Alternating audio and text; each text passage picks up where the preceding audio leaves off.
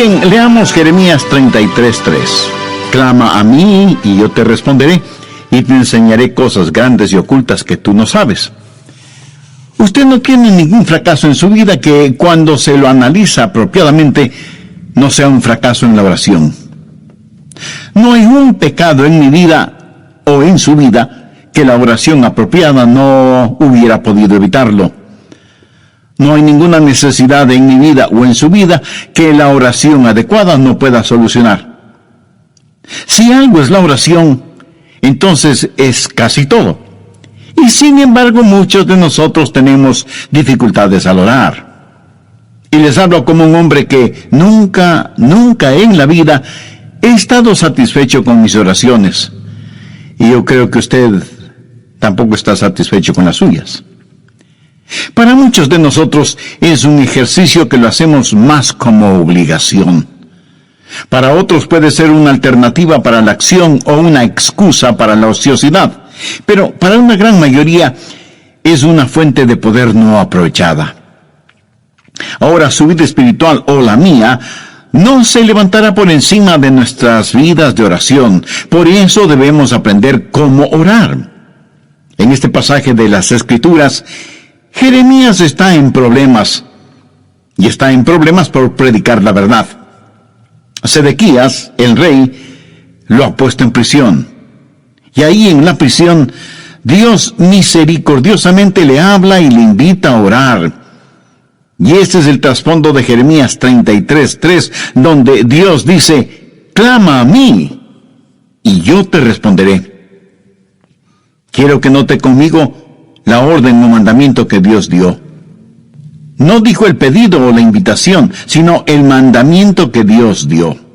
Le ordenó a Jeremías que orara. Le dijo, clama a mí. Jesús dijo que los hombres deben orar siempre. Y el apóstol Pablo dijo que debemos orar sin cesar. Este es un mandamiento de Dios Todopoderoso, y es quien Dios toma la iniciativa.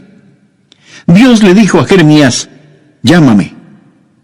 ¿Alguna vez ha tenido la tarjeta personal de alguien importante con su número telefónico privado y quien se la dio le dijo, llámame? Una vez un presidente de los Estados Unidos hizo eso conmigo. Bueno, me dijo, si puede hacer esto, déjeme saberlo. Esta es mi tarjeta. Llámeme. Y anotó su número telefónico en esa tarjeta. Ese momento no quise que nadie tocara esa tarjeta.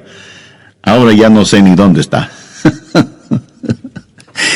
Pero el punto es que si alguien importante le da su tarjeta con el número telefónico personal, eso es un gran privilegio.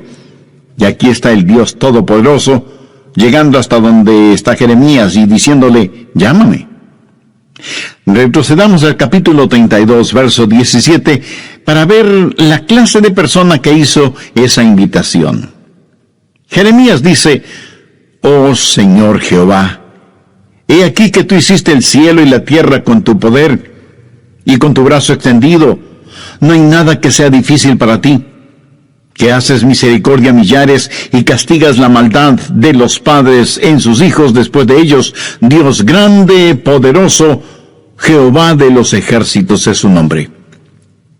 Mi amigo, ese Dios es quien dijo, llámame.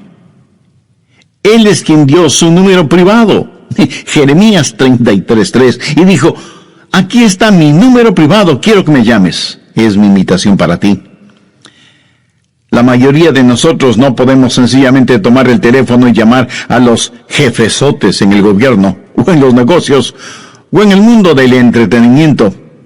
Pero escúcheme, no hay ni uno solo de ustedes que me están oyendo que no puedan hacer contacto con el cielo. Frente a determinadas situaciones, nunca diga que no hay nada que usted pueda hacer, porque sí puede orar. Y la oración no es algo que solo usted puede hacer, es algo que todos podemos hacer. Y porque Dios nos ha pedido que oremos, y porque Dios nos ha invitado a que oremos, y porque Dios nos ha ordenado que oremos, el dejar de orar es un pecado, pero también es una invitación. Y el dejar de orar es un insulto, y también es un privilegio, y el dejar de orar es una necedad, y también es una oportunidad, y el dejar de orar es una tragedia.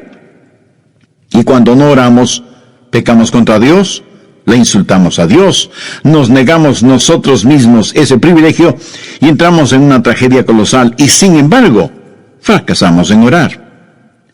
Deseo compartir con usted 10 pequeñas lecciones que he aprendido acerca de la oración. No voy a profundizar en ninguna de ellas porque las comparto con usted como quien está también aprendiendo, no como una persona erudita o graduada en la escuela de la oración. Primero, haga un hábito de la oración.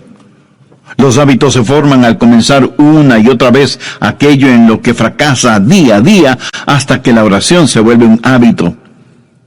Segundo, elija un tiempo y un lugar para orar. Ahora, no deje de orar a cualquier hora y en cualquier lugar, pero designe una hora específica y un lugar determinado para orar. Tercero, haga de ese tiempo y lugar lo más óptimo para usted. No lea la biografía de alguien quien oraba a una hora determinada por la mañana o por la noche para tratar de imitarlo. Encuentre el tiempo cuando su mente esté alerta, cuando su atención es fuerte. Para algunos de ustedes, eso puede ser después de despertarse. Para otros será después de la primera tacita de café. Para otros será después de que los hijos se han ido a la escuela. Pero lo importante es que usted encuentre el mejor tiempo, porque no hay nada mágico acerca de determinada hora. Cuarto, cuando vaya a orar, equípese. ¿Qué quiero decir con esto? Sencillamente que tenga su Biblia, un cuaderno para notas, lápiz o bolígrafo o esfero, o como usted lo llame, y su material devocional. Para mí sería casi inimaginable el tratar de tener mi tiempo de oración sin mi Biblia y un cuaderno de notas. Yo espero que Dios me diga algo. Y si Dios me dice algo, quiero estar listo para anotarlo. Y aunque ya lo he dicho antes, lo voy a repetir ahora. La más débil de las tintas es mejor que la mejor memoria. Quinto, comience su oración leyendo la palabra de Dios. No ore primero para después leer la Biblia. Lea la palabra de Dios y después ore. Lo que Dios tenga que decirle a usted es más importante que lo que usted tenga que decirle a Dios, y su oración será mejor nutrida, avivada, entusiasmada, instruida y guiada cuando usted se hunde en la palabra de Dios. Sexto, aprenda a orar durante todo el día. En 1 Tesalonicenses 5:17 leemos: orad sin cesar.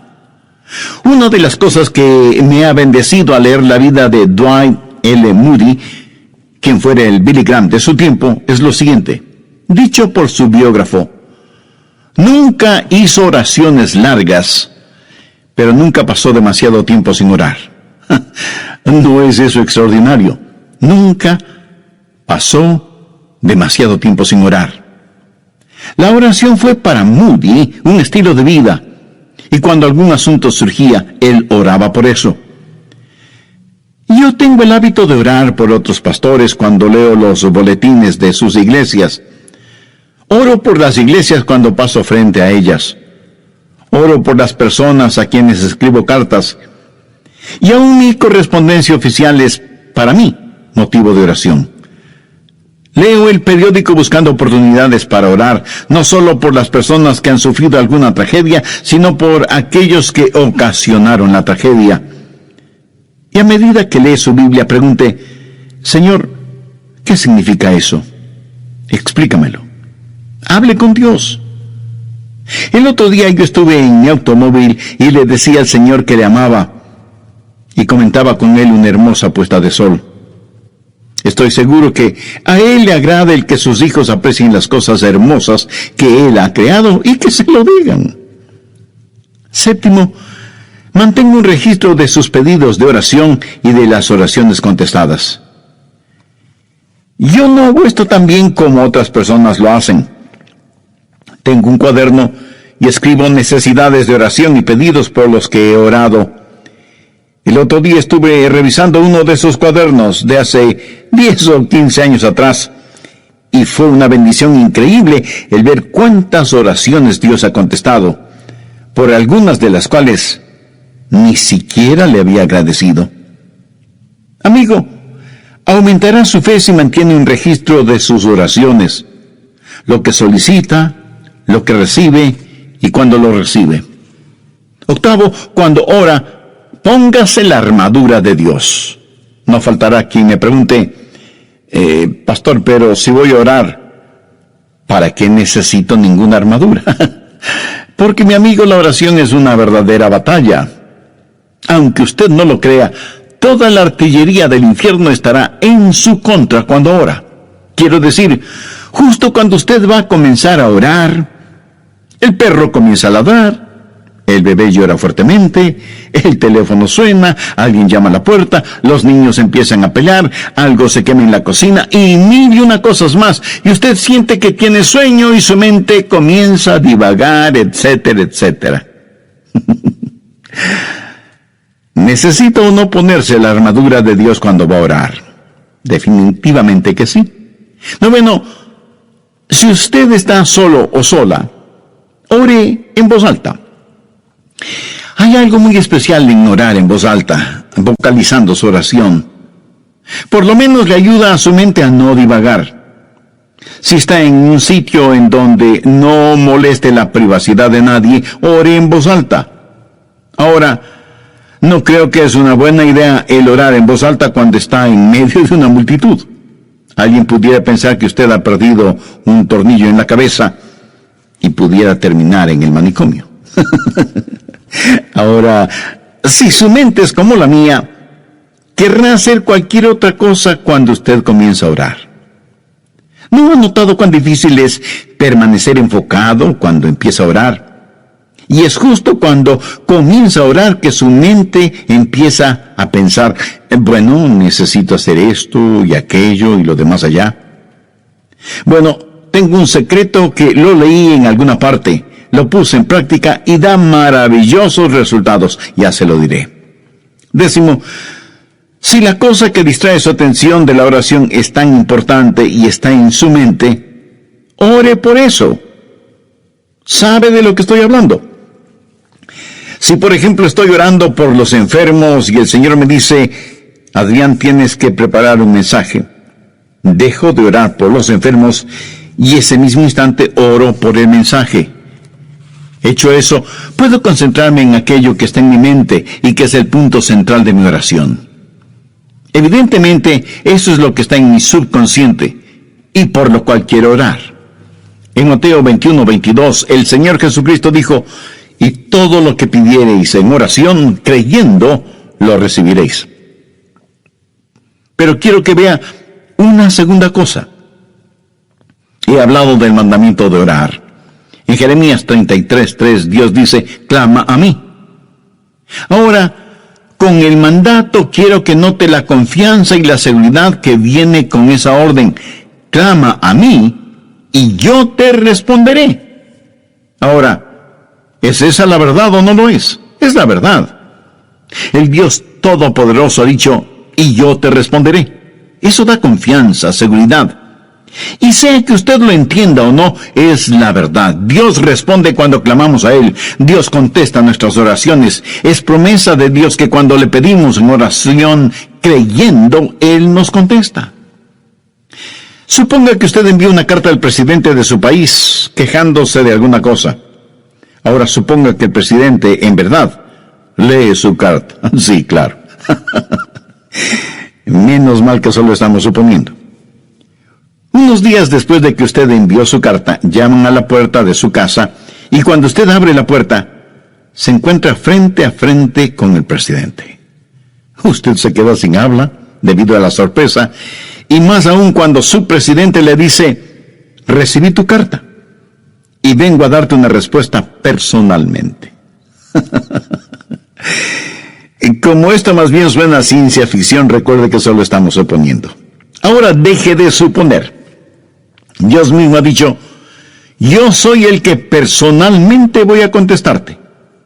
Y cuando Dios nos contesta, Él lo puede hacer de 4 maneras. Primero, su respuesta puede ser específicamente entregada, Usted como yo hemos pedido a Dios cosas específicas y las hemos pedido y las hemos recibido tan instantáneamente, tan milagrosamente, tan realmente, que nadie puede convencernos de que eso no fue una casualidad o una coincidencia. Creo que todos oramos en forma general, pero aquellos que hemos caminado este sendero por largo tiempo, hemos orado y hemos recibido respuesta específica e inmediata. Segundo, a veces la respuesta puede ser estratégicamente demorada. O sea, Dios no siempre contesta en forma inmediata. Eso no significa que no vaya a contestar. Dice la palabra de Dios en Isaías 30:18, por tanto Jehová esperará para tener piedad de vosotros. Y con Dios el momento apropiado es más importante que el tiempo. Por lo tanto, su respuesta puede ser estratégicamente demorada. Tercero, su respuesta puede ser significativamente diferente. Usted puede pedir a Dios algo y Él le dará algo mucho mejor. El apóstol Pablo en 2 de Corintios capítulo 12 dice que tenía un aguijón en la carne y le había pedido a Dios que lo removiera, que le quitara ese aguijón, pero Dios no lo hizo. Sin embargo, Dios contestó la oración de Pablo no dándole lo que el apóstol le pedía, sino otorgándole algo mucho mejor de lo que había pedido. ¿Qué pudo ser mejor que quitarle el aguijón en la carne? Una sobreabundante gracia. Pablo, escribiendo a los hermanos en Corinto, les dijo, pues que hemos de pedir como conviene, no lo sabemos, pero el Espíritu mismo intercede por nosotros con gemidos indecibles. Cuarto, la respuesta puede ser soberanamente negada. Usted puede pedir algo a Dios y Él le dirá, no voy a contestar tus oraciones, no porque tu corazón esté equivocado, sino porque estás pidiendo por algo equivocado. Y Dios le ama demasiado como para darle algo que puede hacerle daño. Dios le ama de tal manera que este mismo momento está abriendo la oportunidad para que usted, si aún no es un creyente, haga una decisión por Jesucristo ahora mismo. Usted, amigo, pudiera ser un importante ejecutivo. Usted, amiga, pudiera ser una hábil empresaria. No importa quién sea usted o dónde esté. Si no tiene la seguridad de su salvación eterna, no necesita ser un científico para saber que su condenación será eterna, independientemente de lo que usted crea al respecto. En el programa anterior compartí con usted 10 pequeñas lecciones que he aprendido acerca de la oración. Primero, hay que hacer un hábito de la oración. Segundo, hay que elegir un tiempo y un lugar para orar. Tercero, hay que saber optimizar ese tiempo. Cuarto, hay que equiparse para ir a orar. Quinto, hay que leer la palabra de Dios antes de orar. Sexto, hay que saber orar durante todo el día. Séptimo, es bueno mantener un registro de oraciones pedidas y contestadas. Octavo, para orar hay que ponerse la armadura de Dios. Noveno, si usted está solo o sola, ore en voz alta. Y décimo, si lo que le distrae de la oración es importante, ore por eso.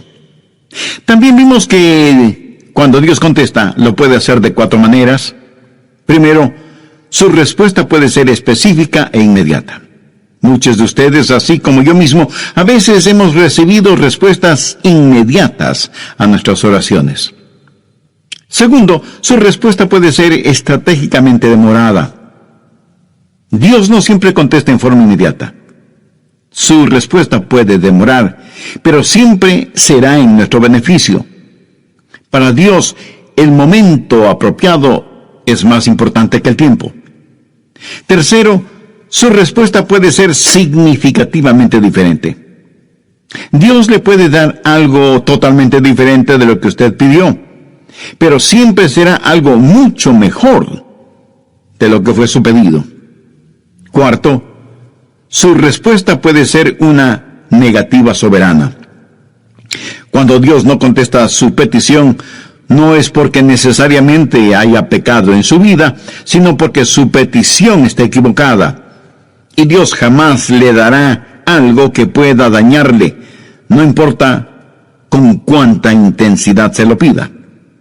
Por ejemplo, Una jovencita cristiana puede enamorarse apasionadamente de un joven no creyente, carnal, mundano, pero ella, cegada por lo que cree es amor, le pide a Dios que le dé a ese joven por esposo. No le pide a Dios que el joven se convierta. Dios, para protegerla, le niega su pedido. Ella, de todas maneras, se une a ese joven, y esa es una receta segura para un fracaso matrimonial y espiritual. Yo creo que todos nosotros agradecemos a Dios por las oraciones contestadas, aunque debo admitir que muchas personas ni siquiera le agradecen a Dios por haberles contestado positivamente. Permítame decirle lo que yo he hecho. Le he agradecido a Dios por las oraciones no contestadas. ¿Usted alguna vez lo ha hecho? Ruth Graham, la esposa de Billy Graham, alguna vez dijo: le agradezco a Dios por las oraciones no contestadas. Si Dios hubiera contestado cada una de mis oraciones, cuando le pedí algo, 5 veces me hubiera casado con el hombre equivocado. Y siempre estamos orando, pidiendo cosas.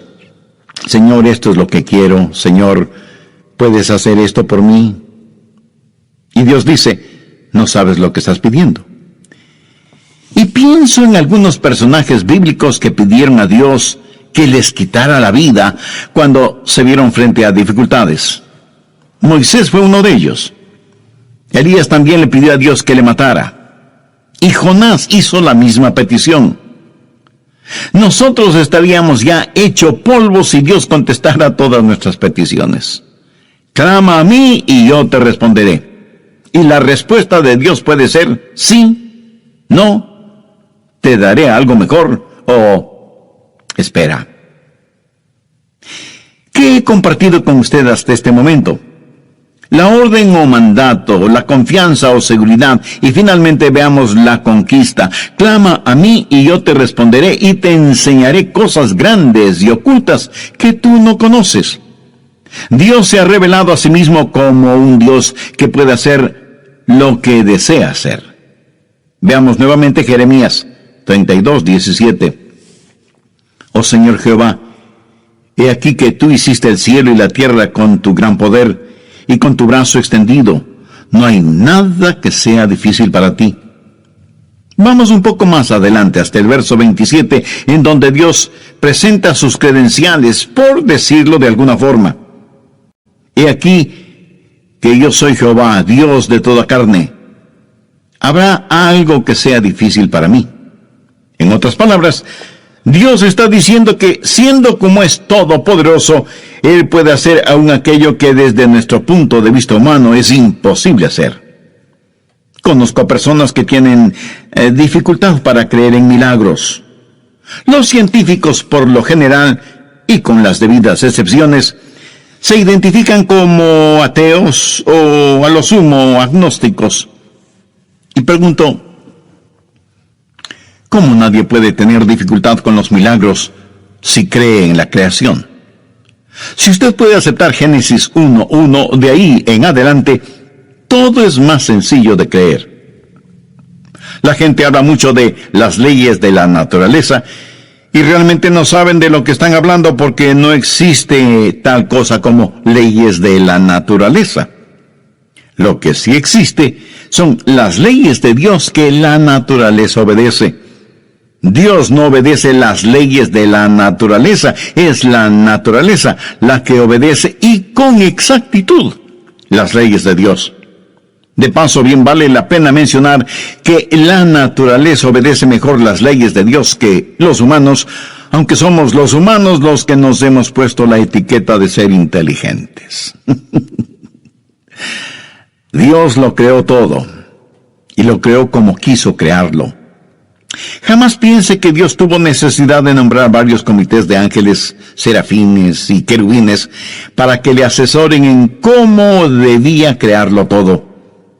Si tal hubiera sido el caso, a lo mejor nada existiría, porque usted sabe cómo marchan las cosas cuando están de por medio los famosos comités, ¿verdad? Pero no permita que nadie le diga que la época de los milagros ya pasó. En Génesis 18:14 encontramos una muy interesante pregunta. ¿Hay para Dios alguna cosa difícil? Mi amigo, el problema no es con Dios y su habilidad. Anote al margen Mateo 17, los versos del 19 al 21. Viniendo entonces los discípulos a Jesús, aparte dijeron, ¿por qué nosotros no pudimos echarlo fuera? La referencia es que ellos habían tratado de sanar a un joven lunático o poseído por el diablo, pero no habían podido hacerlo. Cuando Jesús intervino, sanó de inmediato al joven. Eso motivó que ellos preguntaran a Jesús, ¿por qué nosotros no pudimos echarlo fuera? Jesús les dijo, por vuestra poca fe. Porque de cierto os digo que si tuviereis fe como un grano de mostaza, diréis a este monte, pásate de aquí allá, y se pasará, y nada os será imposible. Subraye esa última frase, nada os será imposible. Pero este género se refiere a la posesión demoníaca. No sale sino con oración y ayuno. En otras palabras, Jesús les dijo, la razón por la que mi Padre no les contestó no es porque no tenga la habilidad para hacerlo, sino debido a la incredulidad de ustedes. Porque si tuvieran fe aún del tamaño de un pequeño grano de mostaza, podrían decir a un monte, quítate del camino, y se quitaría. Mi amigo, la más pequeña cantidad de fe es mucho más grande que la más grande dificultad. Dios le dijo a Jeremías, clama a mí y yo te responderé, y te enseñaré cosas grandes y ocultas que tú no conoces. Yo creo que la idea aquí es algo que usted nunca ha visto, o algo que ni siquiera puede imaginarlo. Y este verso me trae a la memoria Efesios 3, versos 20 y 21, en donde Pablo, pensando en la grandeza del Señor, dice, y aquel que es poderoso para hacer todas las cosas, mucho más abundantemente de lo que le pedimos o entendemos, según el poder que actúa en nosotros, a Él sea gloria en la Iglesia en Cristo Jesús por todas las edades, por los siglos de los siglos. Amén. No hay ninguna oración demasiado difícil como para que Dios no conteste. No hay ningún problema demasiado grande que Dios no pueda resolverlo. No hay persona demasiado perdida como para que Dios no pueda salvarla. No hay promesa demasiado complicada como para que Dios no la cumpla. Clama a mí, y yo te responderé, y te enseñaré cosas grandes y ocultas que tú no conoces. Y si usted me pregunta, si pido a Dios algo que esté fuera de su voluntad, ¿me escuchará? Amigo, debe estar bromeando. Por supuesto que le escuchará, pero no le contestará. Mire lo que dice 1 Juan 5:14. Y esta es la confianza que tenemos en Él, que si pedimos alguna cosa conforme a su voluntad, Él nos oye. Sabiamente se ha dicho que nada está fuera del alcance de la oración, sino aquello que está fuera de la voluntad de Dios. Ahora, usted no querrá nada que no sea la voluntad de Dios para usted, ¿verdad? Verá, la voluntad de Dios no es algo que tiene que hacer, más bien es algo que quiere hacer. La voluntad de Dios es lo que usted quisiera para usted mismo, si tuviera el suficiente sentido común para quererlo. Dios le ama. Recuerde que la única cosa que está fuera del alcance de la oración es aquello que está fuera de la voluntad de Dios. Pero para Dios no hay problema demasiado grande, ni promesa demasiado difícil, ni personas demasiado perdidas. No hay nada que Dios no pueda hacer. De hecho, al mirar este versículo en Jeremías, clama a mí y yo te responderé y te enseñaré cosas grandes y ocultas que tú no conoces, está en realidad dentro del contexto de problemas nacionales.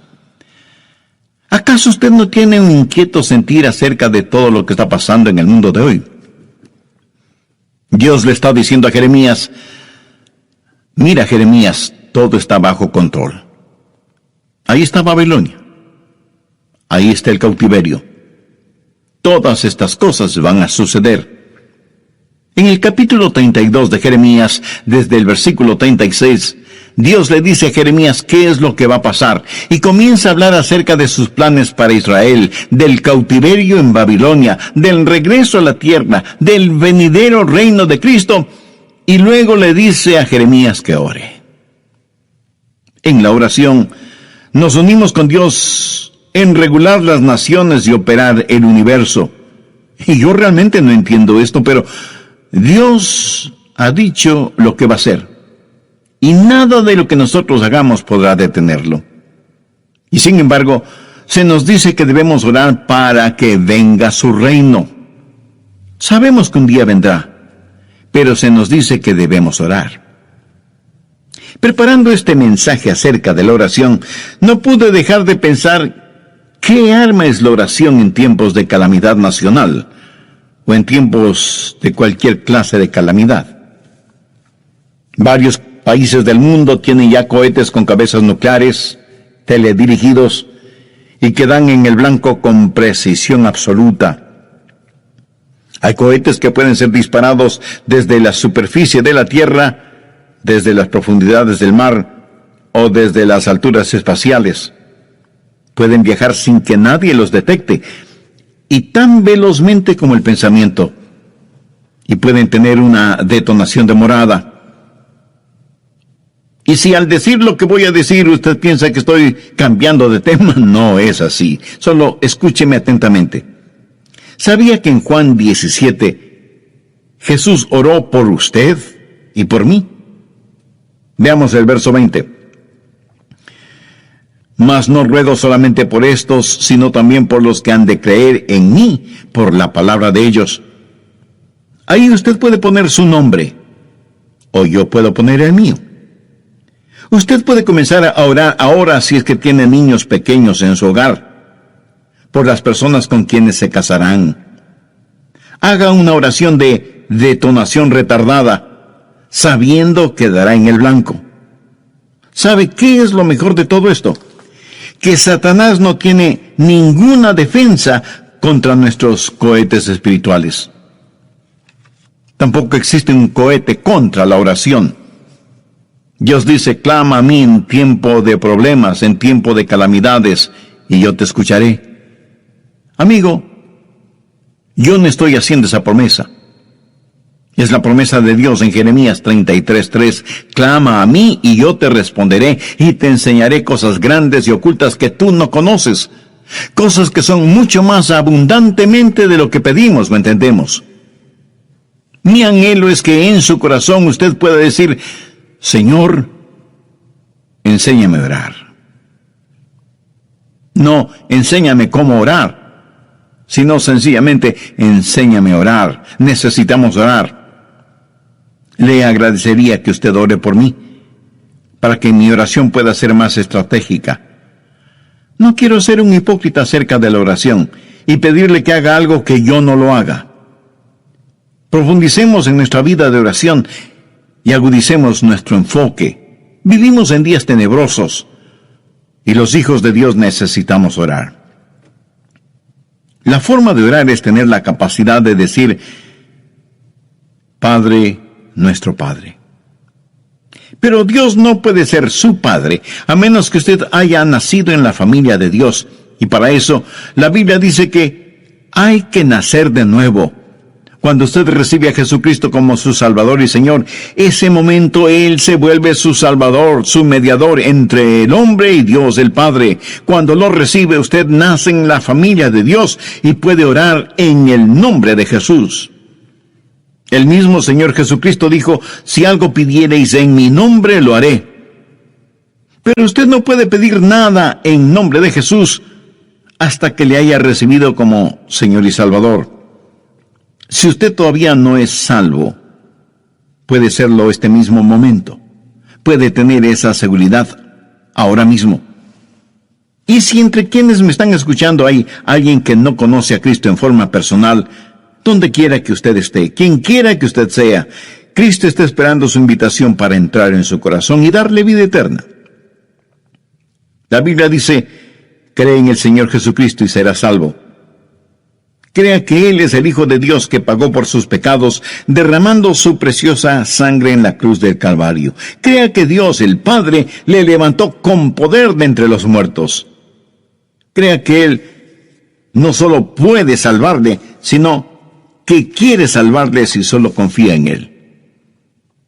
Si este mismo instante usted confía sinceramente en Él y le recibe como su Salvador y Señor, sus pecados le serán perdonados inmediatamente.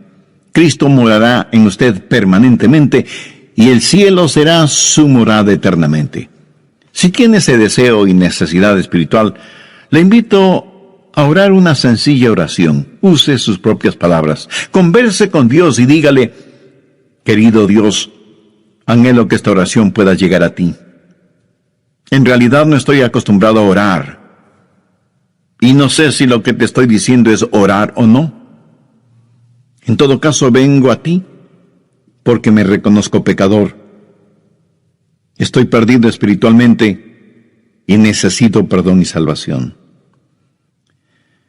Sé que mis pecados merecen tu castigo, pero vengo en busca de tu gracia y misericordia. Señor Jesús, gracias por pagar con tu propia vida la culpa de mis pecados. Gracias por perdonarme, por salvarme, por limpiarme, por darme vida nueva y abundante. Ven a mi corazón.